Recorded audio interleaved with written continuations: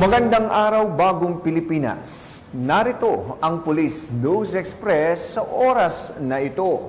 Mahigit sa 30,000 pulis ang nakadeploy para magbantay ng seguridad ngayong araw ng undas. Ito ang naging pahayag ni Police Brigadier General Jean Fajardo, ang Chief of Public Information Office. Aniya, kasama na rito ang mga nakatalaga o ang mga nakadeploy sa mga sementeryo, Police Assistance Desk at mga terminal na nagbibigay alalay sa mga pasaherong pauwi ng kani-kanilang mga probinsya.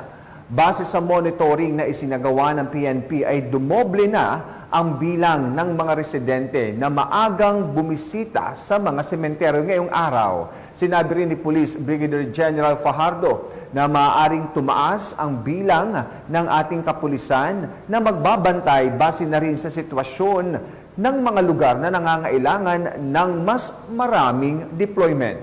Samantala, nakaalerto at nakakalat din ngayon ang mga pulis o ang mga tourist police upang magbigay seguridad sa mga tourist spot na kadalasang pinupuntahan ng mga dayuhan, lalo na ngayong long weekend. Umabot na po sa 31,974 po yung nakadeploy po nating personnel nationwide.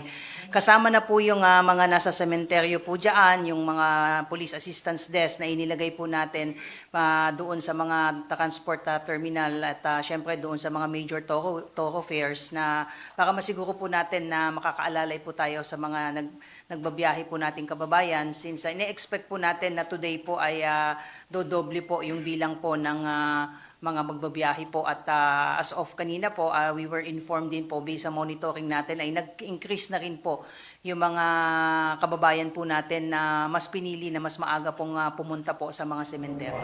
At para sa iba pang mga napapanahong balitang pangpulisya, laging tumutok sa Police News Network, alagad ng batas, tagataguyod ng balitang pulis. Ako po si Police Captain Nomer Macaraig para sa Police News Express.